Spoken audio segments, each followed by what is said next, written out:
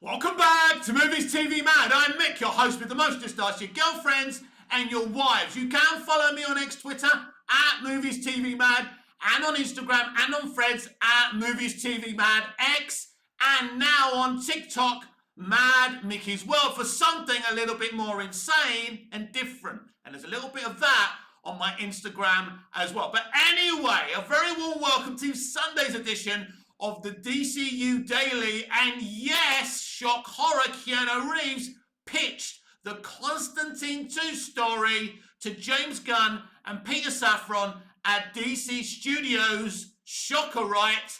Considering that the same people rejected this idea when they first formed DC Studios and became co-CEOs of DC Studios. So what made them change their minds? Because it looks like they've greenlit it, and now Keanu and his people are off writing the script. This looks like right now it's definitely happening, and it's been an on and off again situation. This is what Keanu had to say. Keanu Reeves recently pitched Constantine 2 to DC after trying to make the sequel for over a decade. We're going to try and write a script. Right, so let's have a look. Keanu Reeves is eager to once again suit up in John Constantine's signature trench coat and tie. Nearly 20 years after he first brought the DC Comics vertical character to life in Francis Lawrence's 2005 film Constantine, Reeves says there may finally be movement on a potential Constantine 2. Though he's been vocal about wanting a Constantine sequel since 2019, Reeves recently revealed he thinks Constantine 2 is ready for a script. We've been trying to make this film for over a decade, and we just recently put a story together and pitched it to DC Studios, and they said, okay. Wow. Reeves told Inverse, so we are going to try and write a script. Well, there's more. While Reeves kept quiet on specific plot details, he says his and Lawrence's idea for a Constantine sequel takes place in the same dreary world as the original. We're not going off that, he confirmed, and joked that fans could expect plenty more angst for the occultist. John Constantine's going to be tortured even more. On a recent episode of the Happy, Sad, Confused podcast, Reeves and Francis reunited to discuss Constantine's 20th anniversary, the film's legacy, and a potential future script. It's just fun to be in the same room and talk Constantine, Reeves said. Akiva Goldsman is writing, and Keanu and Akira and I have been collaborating, and I think we have some really, really great ideas that we're super excited about. And I think we're pretty close on having an object that is really workable, Francis added. Though the Constantine character has remained dormant on the big screen, Matt Ryan has brought the character to life across various live-action and animated television projects, including a short-lived Constantine NBC series in the character's theatrical absence. By the way, Matt Ryan is comic book accurate. He's an amazing Constantine, and I'm going to be honest, although I love Keanu and I love that Constantine movie, and I'm excited about, the Constantine sequel being greenlit, a much better Constantine than Keanu. But I love Keanu and I want to see this movie. And that, my friends, is the end of that article. So let's discuss what has changed James Gunn and Peter Safran. Why have you suddenly greenlit this idea? Now, clearly, this is going to be an Elseworld picture, an Elseworld movie. So let me tell you the truth of this situation.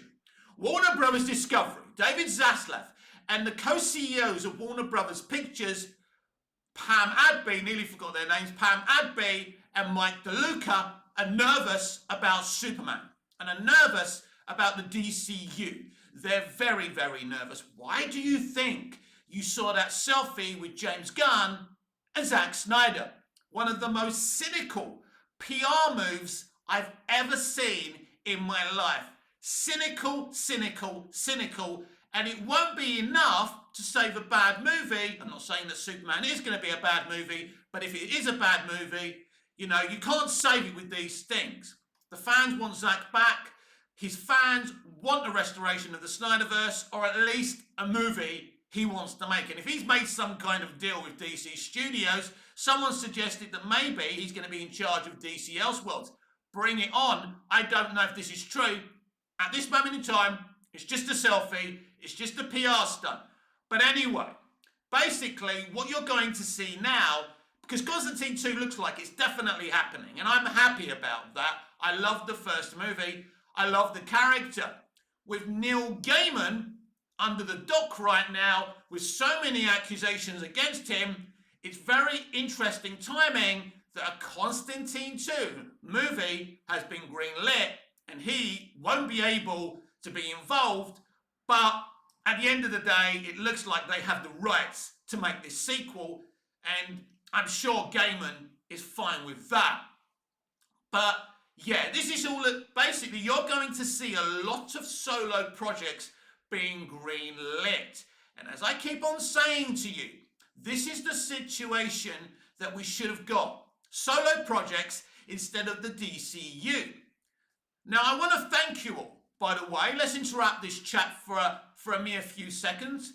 I want to thank you all because I've noticed that my subscribers are going up over on YouTube. I don't have a great many likes on my videos over on YouTube or great many views, but I appreciate the views. On a good video, well, none of my videos are good, let's be honest, but I can get over 100, maybe eventually 200 views, but at the end of the day, I'm not a big channel. But what you know is, and I think what we're all looking for, including myself, is someone who's honest with you, who's honest with me about entertainment. And I will always give you the news and give you my views on the news right in the eyes.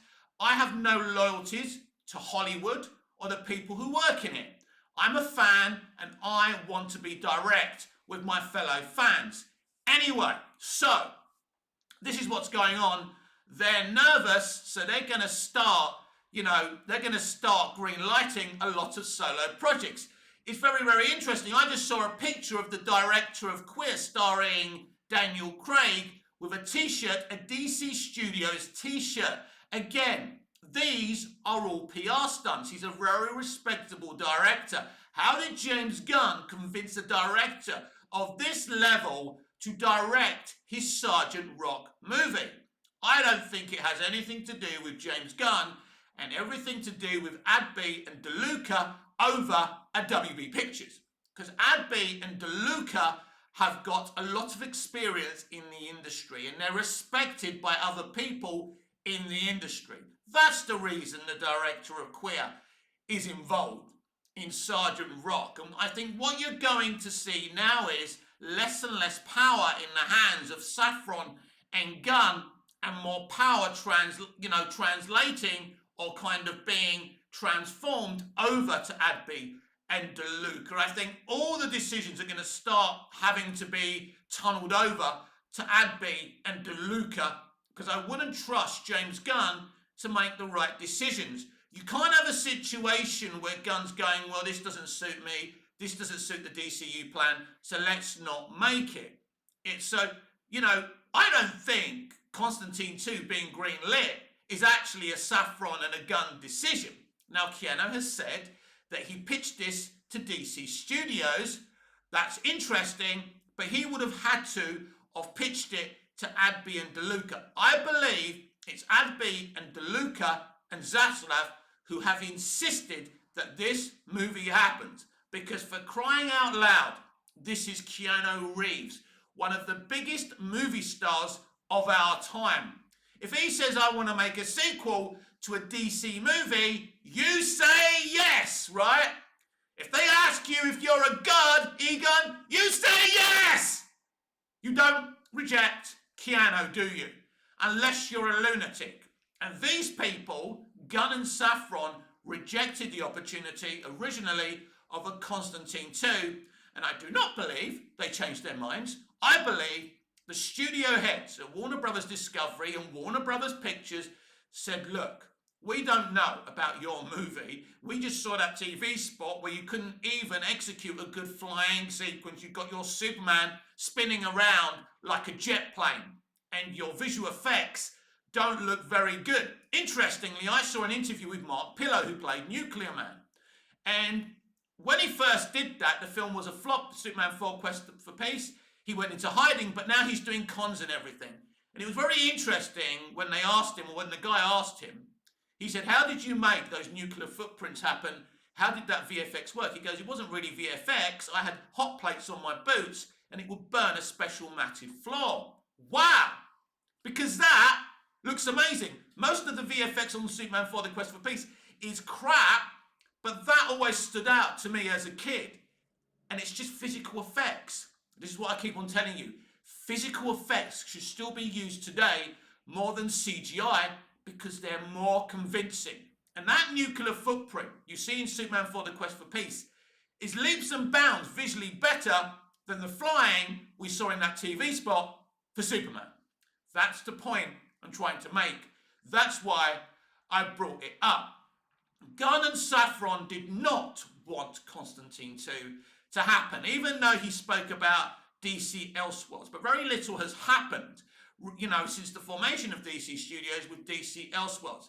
But suddenly, we're getting a Constantine 2 when that was rejected months ago because the environment is changing. We're very close to the release. Yes, we're about, 4 months away from the release of Superman. Nerves are starting to kick in. Zaslav and Adby and DeLuca have seen this film and they're not very comfortable about it. I don't know if it's going to be good, great, bad, mid, indifferent. I don't know that. I can't tell you that. I'm a Superman fan. I want it to be great. Even though I'm a fan of Snyder and I love what he did and I don't like the way they treated Cavill. He's coming back, he's not coming back. Pathetic. That's not how a professional studio conducts itself. But I don't have any ulterior motives. My loyalties are to DC, are to Superman. I don't want Superman to be involved in a crap movie. No way. Another movie, that divides audiences. And I love Man of Steel and I love Superman Returns as well.